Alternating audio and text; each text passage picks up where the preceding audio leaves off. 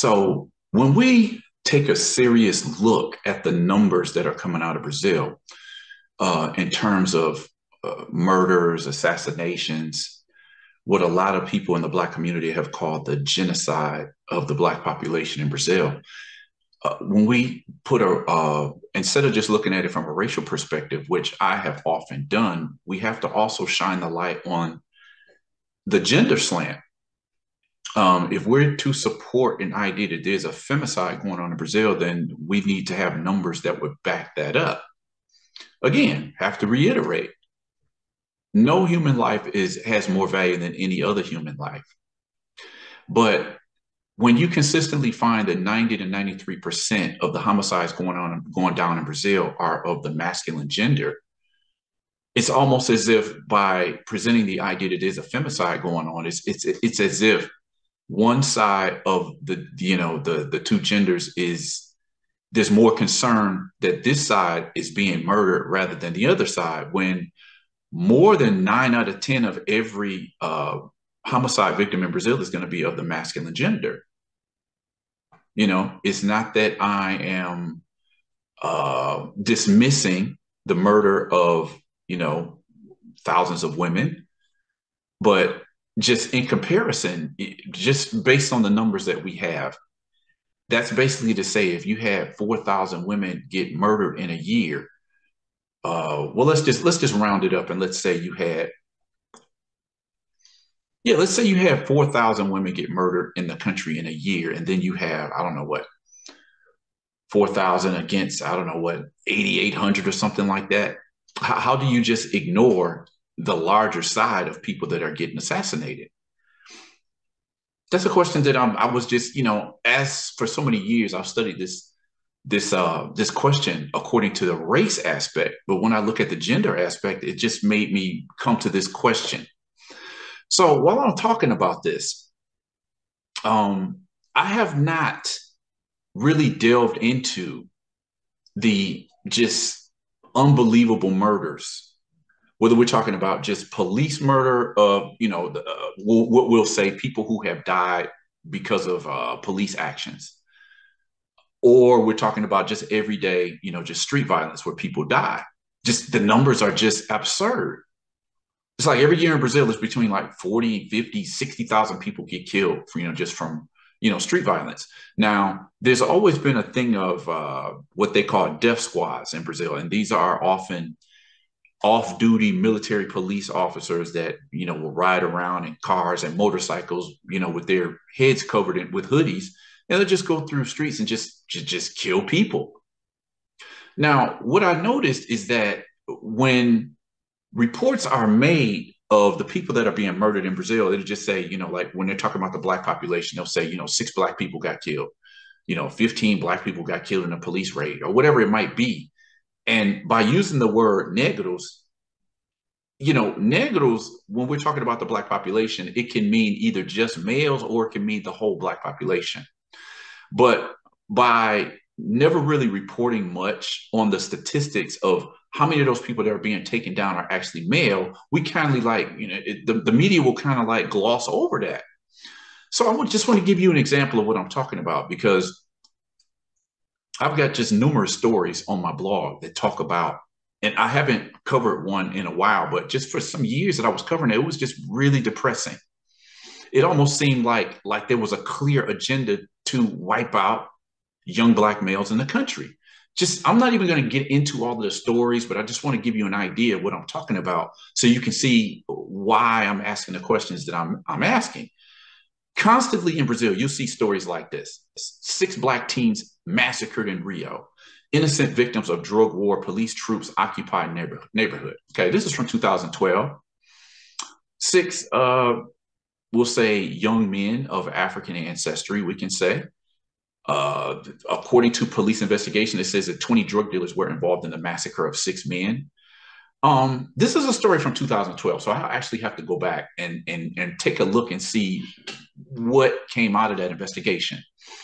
Because oftentimes when police, whether they purposely kill people or stray bullets catch people who might get caught in a line of fire, they'll often pin those killings on another group. Like, no, well, this was a shootout between police and the drug traffickers in that community, and these people just happened to get caught in the crossfire. But it was the bullets of the drug dealers that actually killed these people.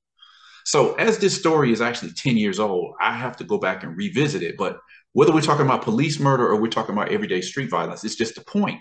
Whenever you see more than a couple people get killed in the street, catching bullets either aimed directly for them or catching stray bullets, most of the time you're going to see that they're boys. They're teenage boys, young men in their 20s, 30s, 40s, 50s, whatever. It's there's just no question about this. Every time I turn around where there was a bloodbath of several people getting killed and like a shootout somewhere, yeah, occasionally you'll see girls get caught up in that too, but overwhelmingly, I always see young black males stretched out, right? Here's another story. This is from 2013. 3 missing males found executed, 6 military police being accused of this crime. Okay, okay, 3 more males here. Okay, the family had put out a flyer looking for this guy. He turned out to be one of the persons that was, yeah, it was probably a victim of some type of military police operation. This, like I said, this is something that just happens in Brazil all the time. People are just quite accustomed to it. It's like, another black body laying on the ground. Then you have stories like this. For a long time, militant. This is in Bahia, northwest of the country. North and Bahia is a really important case because if anybody's ever been to Bahia, you know that state is considered the African center of the country. It's the center of African culture. It's where the African culture of the country, of that state, was preserved in so many different ways. When you go there, you feel that in that vibrant culture. And the vast majority of people living in the state of Bahia are going to be, black, brown, mixed, whatever you want to call them. And so this is Vilma Reis. She's a longtime militant, longtime activist in Bahia. I believe she's trying to, if she did, I'm not sure what position she holds now, but I know she was trying to move into politics at a certain point. But she says, but Bahia's police are being used to support the drug state in a war against blacks. So, I don't mean to just, post pictures, gruesome pictures, but I'm saying you go to a morgue and just see black bodies stretched out. And it's usually going to be black male bodies. I mean, let's just be real about it. It's not to dismiss when women die. Of course, that's as important as when men die. But I'm just saying we can't argue that we have femicide going on when time after time and time and again, you see that the bodies that are laid out are the masculine bodies.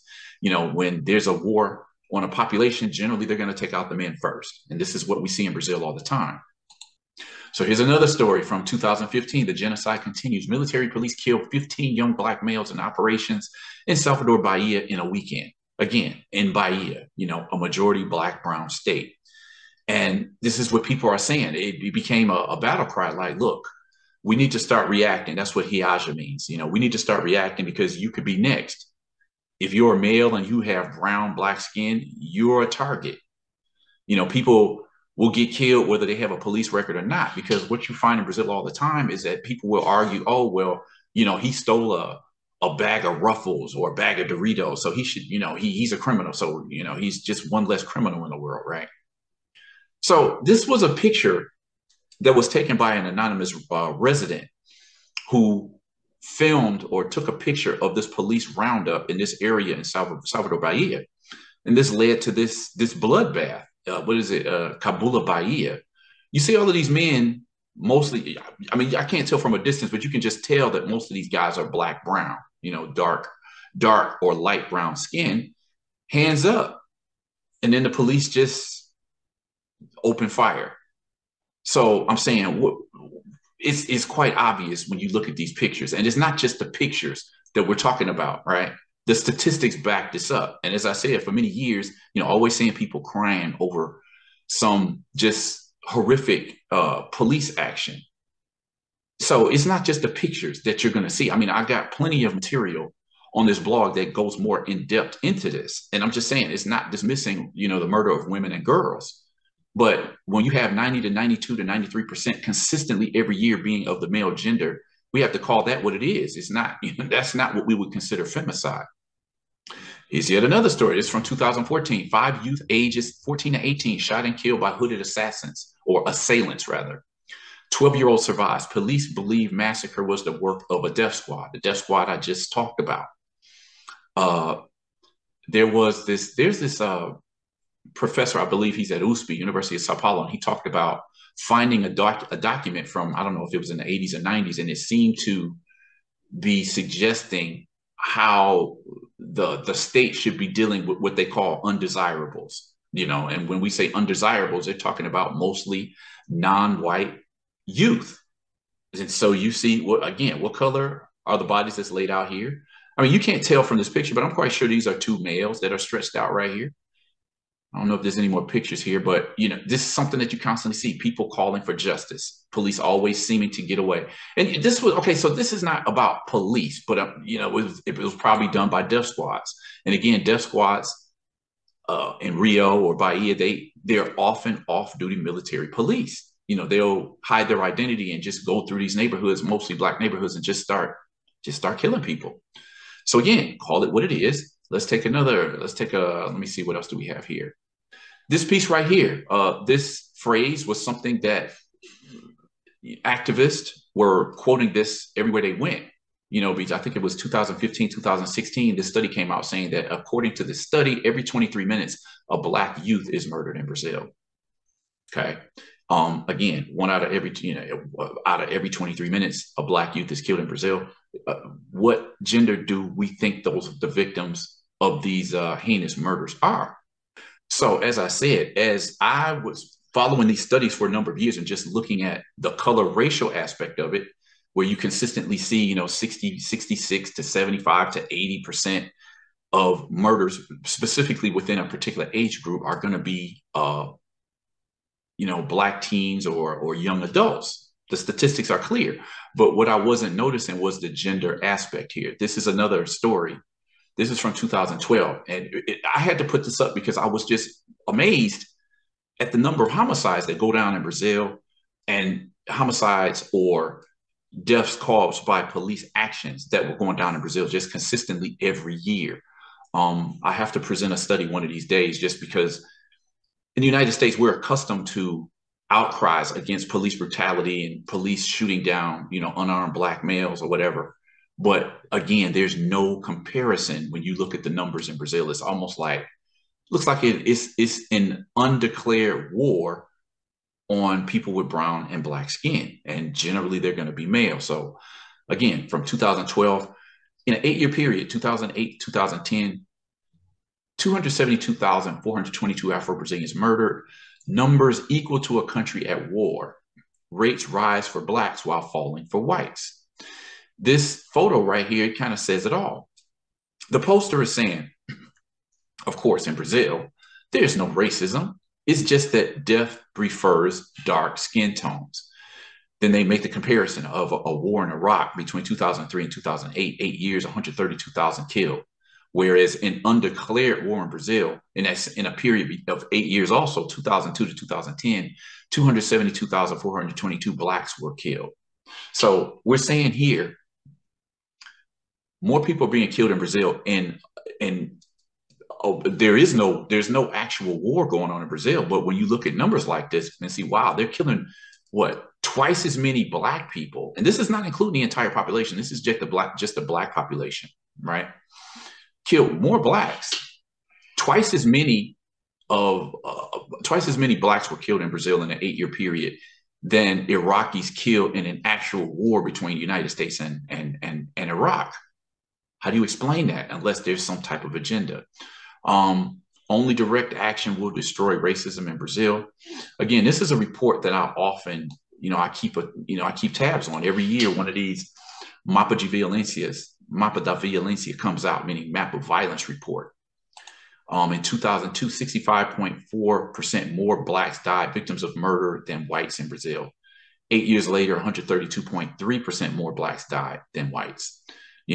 Blacks are the principal target of homicides in Brazil. I mean, this is, a cover of one of those map of violence reports. This is the author, if I'm not mistaken. But all of this just to say, again, the numbers are very clear. And if that's not clear enough for you, check out this report. I think it's right here. is from 2012, but as I've looked these numbers over and over, these numbers continue up into 2022. Victims of homicide, 91.4% are men. This is according to the Instituto Avante Brasil. It says 52,260 homicides counted in the country in 2010. Of that, 91.4% were men against 4,465 or 8.5%. 8.5% were women assassinated in the same period. It says the scenario is exactly the same for the past 30 years. In 2001, the number of homicides in the country was 47,943, of which 44,040 or 91.8%, the victims were individuals of the male gender, masculine gender. For 30 years, this reality is not different. Of the 13,910 murders counted in that year, 90%, 12,534 were men. So that's 30 years previous to this report. And so this is what I'm saying. It's been consistent. I said this before, consistently over the last 30 years, when you look at the people being murdered in Brazil, it's of the non-white classification of those who are being murdered according to race or color. But even more so, the vast majority, like I've looked at these numbers, and it's consistently between 90 and 93% of those murders over the period of 30 years have been men. All right. So this just a couple of things I wanted to carry out here. There's one other one. Okay, so this is not the one. I'm trying to find three. I don't think I have it up here, but there was another story that I had that talked about how in every military police, there is a squad of just assassins who are chosen just to go out and kill, quote unquote, undesirable people. Have to talk about that another time. But these are just a couple of the articles that I wanted to go over before I return to the main topic of the last two videos that I've done. This will be the last in the three-part series. Again, these are some of the questions that I asked in a previous video. You know, do women really earn less money than men simply because they are women? Are most men potential rapists? Is it true that there's a femicide going on in Brazil, which is what I was talking about with these articles here? Do men really seek to oppress women? Are women really the more oppressed gender? So I don't plan to answer or even approach these questions in today's post, maybe in future videos, but in the piece below, Paulo Gonzaga takes on the question of what many women and feminists have defined as male privilege. Similar to the idea of toxic masculinity, I have to ask, does male privilege, in fact, really exist? On the surface, it may seem that way, but when you look at whichever side is trying to present their argument can present statistics that support what they're saying. But what I'm seeing is that the main narrative is going to be on one side or the other. Oftentimes in the media, you're not going to see both sides of an argument being presented fairly. It's going to be, okay, we want you to believe this, so this is what we're going to talk about. We saw that during the whole COVID-19 pandemic, where people who disagreed were just shut out of what studies were actually saying about what people were dying of, you know, the effects of the jab. That's a whole nother thing. But if you want to shut down the narrative and have people believe what you want, then you present the side that you support and just basically block the other side. But is that a fair debate? So does male privilege apply in every facet of life when comparing men and women? In some ways, in fact, many ways, the answer may not be as simple as one might think. I will further explore this in the future, but for now, let's check out what Gonzaga has to say on the subject.